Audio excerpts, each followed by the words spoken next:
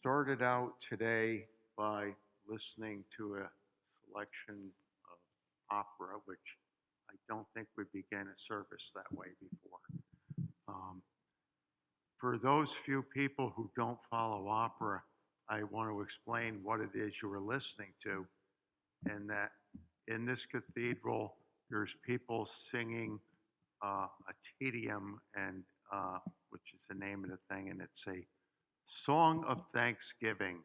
They're all happy that their country isn't going to be invaded. And while they're singing, the guy that's dressed in black is a guy named Scarpia, who singing along to the same tune, only his uh, words in Italian are about how he is lusting after this woman named Tosca, and he's going to possess her, in his term, and kill her boyfriend in order to make this happen. So, very unreligious, and they're singing about their love of God and their thanks of God, and he's singing how when he looks at Tosca, he forgets God. So, um, he's a high government official, and he usually gets his way. And throughout history, we see examples of people who have abused their power or used their power for evil ends. Um, a short while ago, we had Rose ONeill here um, doing her homily and talking about Picasso's Guernica and how it was a statement against the German brutality against the Spanish Republic, and how he was expressing um, his feelings about that and trying to influence people to take up opposition against the German imperialism. When you look back in history, you find everything has a starting point. It wasn't that every idea we have now um, was always there. People were the first people to think of things. When you think about slavery, you look through the ancient world, there was no one that really had anything to say that slavery was wrong and we ought to do away with that. And that didn't take place until the 6th century when St. Patrick came out with that. Like, in and of itself, slavery is a wrong thing, and we need to do away with it. The idea of using the arts to try to influence change in society or change in government, when you try to trace that back, we find some examples, Suma Chen in China, in uh, 2nd century BC. In the West, the earliest examples we find are in Athens. And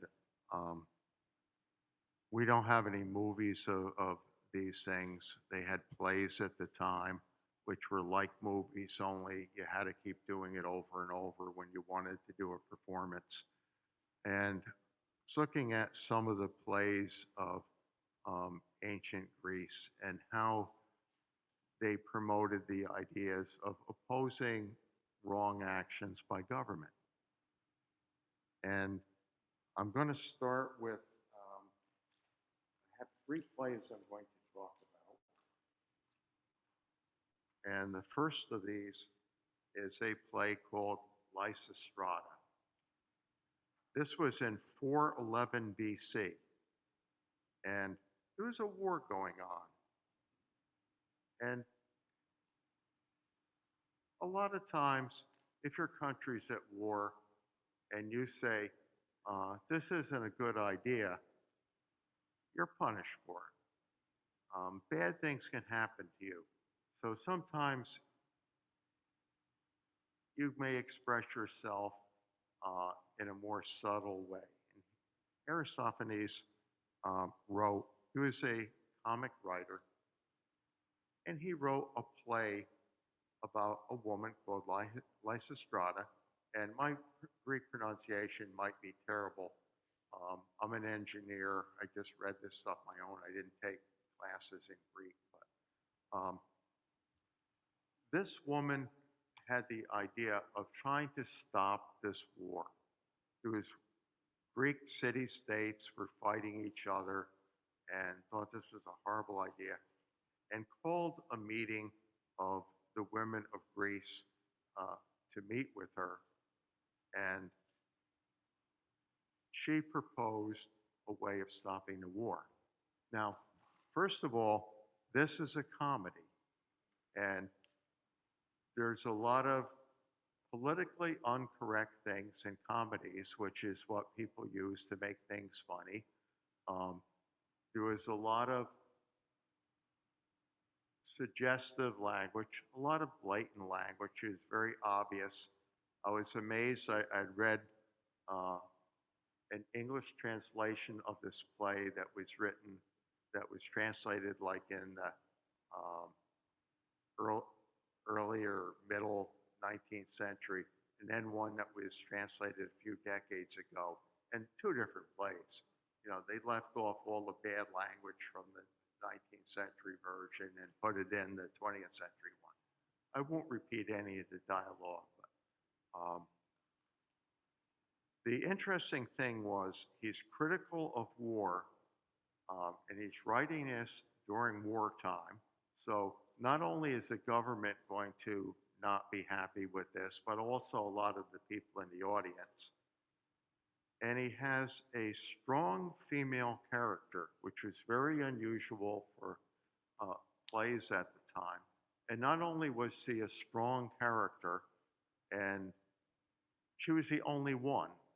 All the other women and all the other men aren't a strong character, and she basically is trying to keep everybody, all the women together, and then convince the men. And her method was having the women go on strike, to no longer have physical relations with their husbands or boyfriends until they agree to end this stupid war. And um, it had the message that women should be listened to. Um, that wasn't a popular idea in ancient Greece. There was a male dominated society, to say the least, but he thought that women should be listened to, not just categorically rejected like you're a woman, you know, don't give me any ideas. You don't have any, you're a woman. And that was prevailing, and he didn't believe in this. And the final message was that uh, men need sex more than they need war. And um, having been through war, I can identify with that theme. But, it's a comedy which helped him get away with this. And apparently it was well received by most of the listeners. It had like 13 performances. It was all outdoors, no microphones like what we have here. And because it was ancient Greece, all of the characters, all of the actors were men, and they would wear masks, like a woman's mask or a man's mask or an animal's mask or a mask of a god, so you can tell what it is, which I think Mike could tell us. It's hard to be an actor if you can't change your facial expressions. So you're doing it all by intonation and words. Um, I have some of the dialogues here, but I won't read it. Um, the play ends with the Lysistrata managing to keep the women in line and convince them not to give in despite their own desires for relations. And the men um, getting increasingly um, irrational. It was like an episode of Steinfeld. Um, and finally, the men give in and agree to have peace. And then they all have a big party in the Acropolis, the details of which we won't go into. The next play we have is Euripides. And this was written 4 years before this, and it was a drama. So he stuck his neck out a little bit farther, but he couldn't directly talk about the current war that Athens was fighting. So he looked into history and wrote a play about the Trojan War. And the Trojan War was mostly known to the Greeks because of the Iliad, Homer's poem, um, which talks about the wrath of Hercules and covers a 2 week period out of the 10-week war, and showed the glory of the Greeks and their great victory, and what a great hero Achilles was. And Euripides took a different tack. He went against this, and the play Trojan Women centered around female characters. The men have some dialogue in it, um, but they're mostly jerks. And the women were the main characters and carried the weight of this whole play. And it's the first example in literature that I have found or have found anybody writing about anything earlier where there's sympathy or feelings for a defeated enemy. You just didn't glory in the fact that, yeah, we won this one, we're great. And, do the little dance after you score the touchdown and mock out the other team kind of thing. He took a different tack. It was an indictment of war taken during wartime, and showed that the Greeks who conquered the Trojans weren't a bunch of good guys, and we shouldn't try to emulate them and use, this example from the past to justify what we're doing now. Like I remember when I came back from Vietnam, was protesting against the Vietnam War. People were, bringing up examples from, well, what about if you were in World War II? Look at all the great stuff we did then. Different thing. Like look at what we're doing. Is this right? So, complete absence of glory. Um, the Greek soldiers were justifying their actions or doing it by it's their duty, or this is what you do in war, or we're doing it for our country, and pointing out, yeah, all of these things are duty and country and all that stuff are good, but what we're doing isn't good. And you're listening to the voices of the losers here. Um, the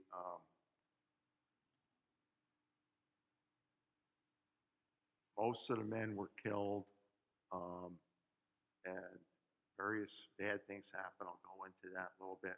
But first, we have a dramatic reading. The main character in this is a woman called Hecuba.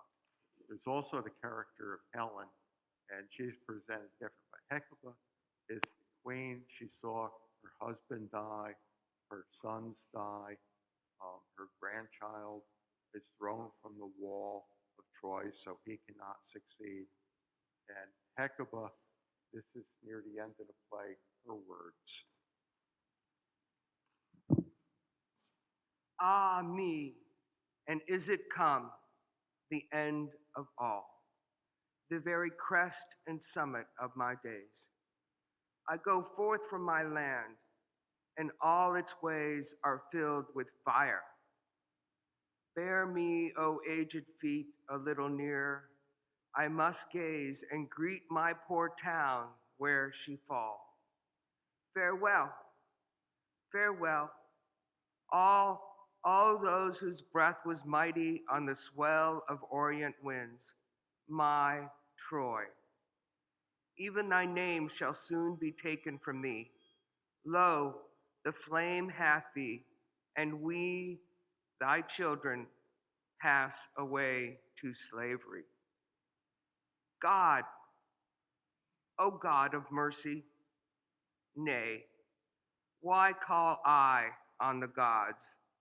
They know my prayers and would not hear them long ago. Quick to the flames, oh, in thine agony, my Troy, mine own, take me to die with thee.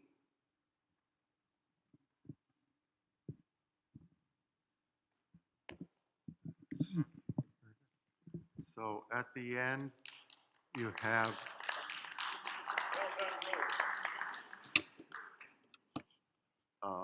children are murdered, the women are remaining, and they're sent into slavery, which in this system, the women um, are the property of the men and can be used for whatever purpose of that the new owners want to employ them with. And I will not go into more details on that, but it's very disturbing and unfortunately has existed into our own time. And then we have the final play, and this is Antigone, which when I first read the word, it's Antigone. I thought it was somebody named Antigone, but I thought Socrates was Socrates because I was reading these things when I was a child, and nobody spoke Greek in my family. But Sophocles, and a lot of people know the story of Oedipus Rex. Um, he had a liking for older women, and he had two sons, um, and one, which I have never heard of pronunciation, Itocles, and another one, Polynices, and I might be butchering those.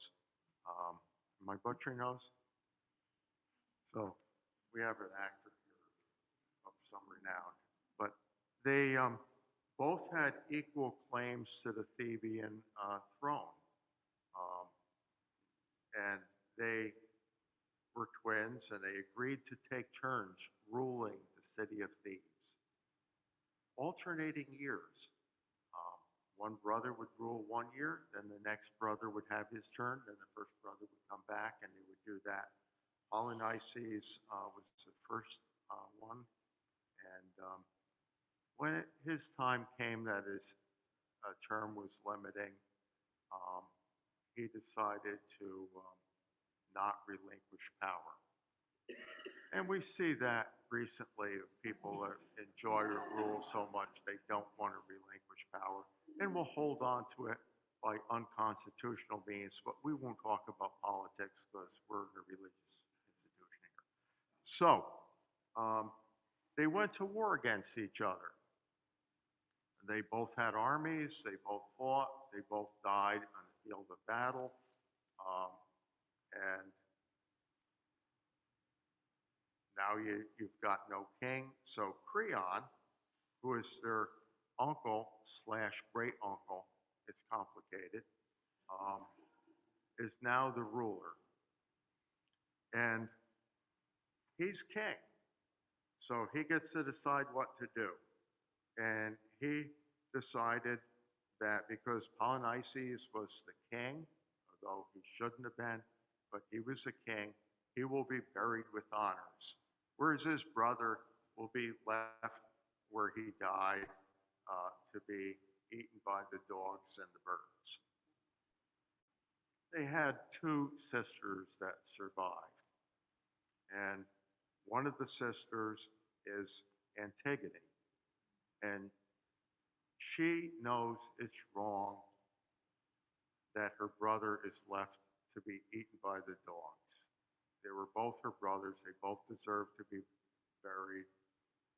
The gods command when someone in your family dies, you give them a proper burial. The law, which is what the king said, says no, he rots and there he gets eaten by the birds. And she decides to obey her religious um, injunction rather than the law. And we have a video on this, not one taken at the time, but a reenactment. And we can play that now, I hope.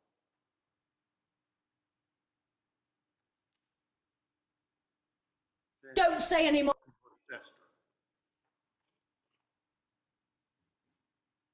I won't ask again. In fact, if you were to offer help now, I would refuse it. Do as you please. I intend to bury my brother, and if I die in the attempt, I shall die in the knowledge that I have acted justly. Our lives are short. We have too little time to waste it on men and the laws they make. The approval of the dead is everlasting, and I shall bask in it as I lie among them. Do as you please. Live, by all means.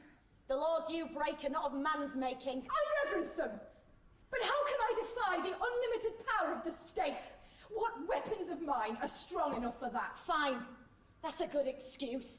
I'll go and shovel the earth on my brother's body. Frightened, Antigone, I'm frightened for you. Don't be frightened for me. Fear for yourself. For God's sake, keep it quiet. Don't tell anyone.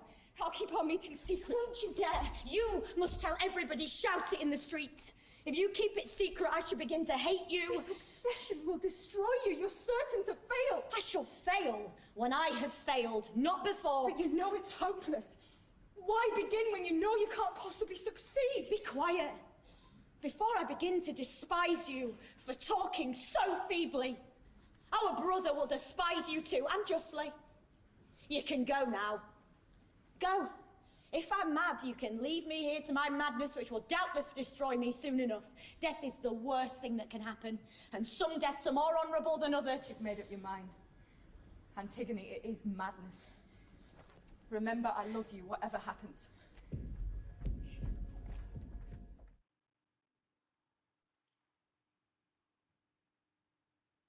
So she can't get her sister to help out. She goes out herself, and she's caught taking handfuls of dirt and throwing it on her brother's body. She's arrested for this, and her uncle Creon decides that she needs to be punished for this and will be punished by burying her alive. And this is her own uncle, by the way, and great uncle. But, so Creon's son tries to talk to her father and explain morality. And we have another short clip here of this event. We can play that.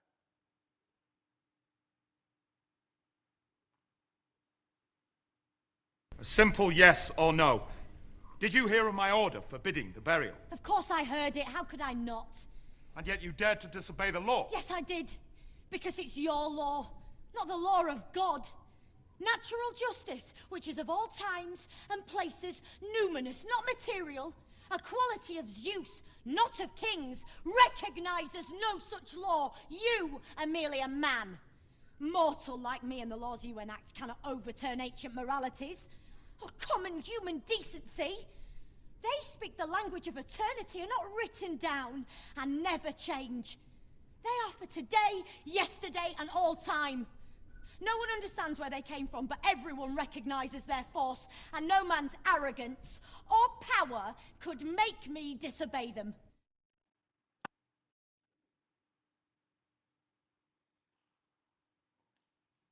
Okay, that was a little different clip than what I had, but I sent the wrong one here. But that was Antigone talking about the reasons why she's doing it.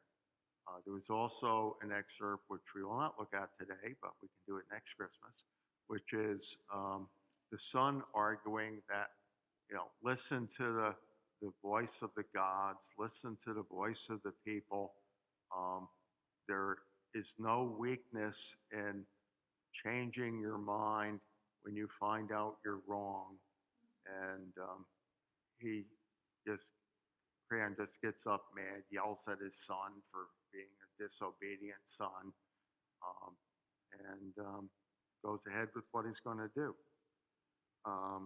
The takeaway of this is that there's a moral duty that's more important than what the law says or what the king says. Um, Creon gets his way because he's the king. Antigone is justly condemned, but the play is named after Antigone. There's no play called Creon. So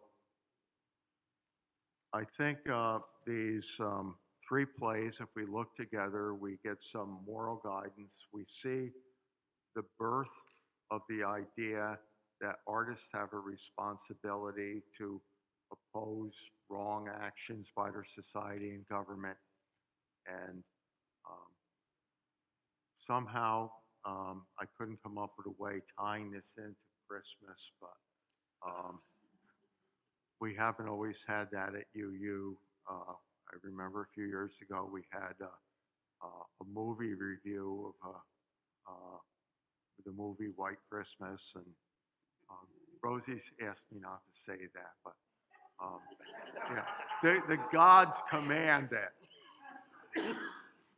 So, per our usual custom, we can have questions and answers or any discussion. And Bill?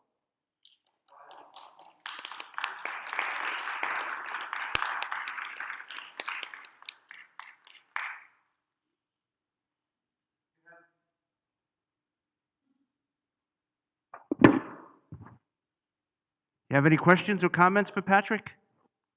Mike? Congratulations, Patrick. That was superb to bring out three examples of the democratic nation of ancient Greece and how we have emulated them is excellent. And also, I want to congratulate you for the feminist message that this sermon carries. In all three examples that you present, women are the forefront, the honorable ones, the ones who obey God. And I think that's the connection to our Unitarian Universalist connection. Thanks for bringing those. I'd also like to point out that the reading that Rose Yeah. did, there was a movie made of this, but it just, I was going to use a clip, but it was just too weird hearing the actors and actresses talking in British English, you know. But the original role that Rosie played in the movie was Katharine Hepburn. So we can compare her.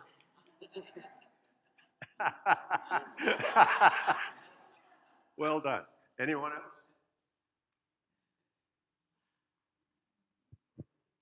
Anyone else? Lydia, come on up.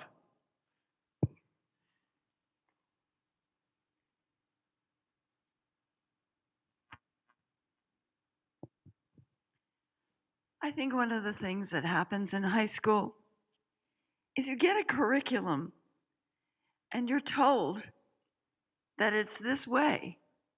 And it doesn't occur to you back in 1963 that it wasn't that way. I completely missed the feminist slant. And I was getting ready to be a folk singer.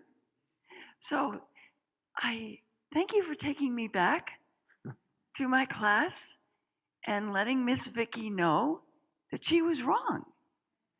It's really great. Thank you. That's all I got. It was wonderful. Hey, it sounds like you're getting your speaking voice back.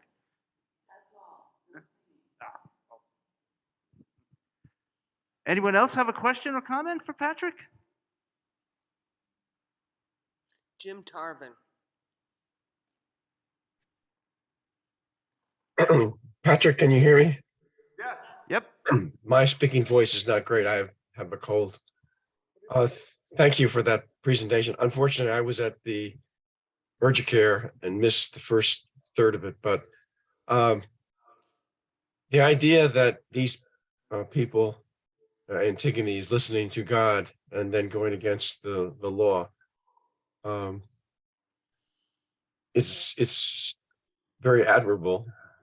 However, what if your God is telling you that there should not be abortion or something else, which the society it permits at that moment, or your God, you feel your God is telling you um, what this government is doing is illegal, and we have to stand up for what God believes and what I believe, and we have to storm the Capitol because God's on our side. How do you deal with that? Well, thing, I think the main thing to consider is that the alternative that's being examined in these plays is that the voice of government is not the voice of God, and that people have to decide for themselves what the morality is.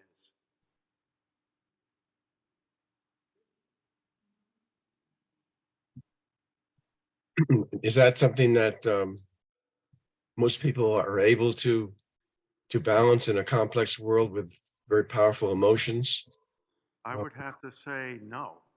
Um, but, for the example you gave about your God saying abortion is wrong, there was a congressman that got up on the Senate or the House floor and gave a speech, and he said, "I'm now going to read everything that the Bible says about abortion."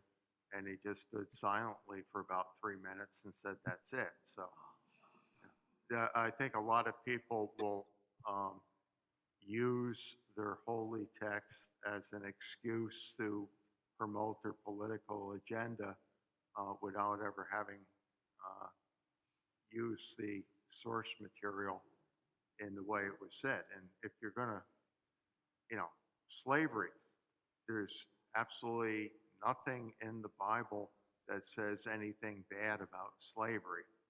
Um, Slaves, be content with your lot. Um, there's examples of the ancient Israelis being told to conquer neighboring people and enslave them and kill all those who have been with a man. And it's just there's gruesome stuff in here. But you hopefully people learn, and there's some examples that people have learned from ancient times, and there's some examples where we haven't. I think there's also an example of a runaway slave going to Jesus, and Jesus tells him to go back to his master. But thank you, Patrick. I appreciate it.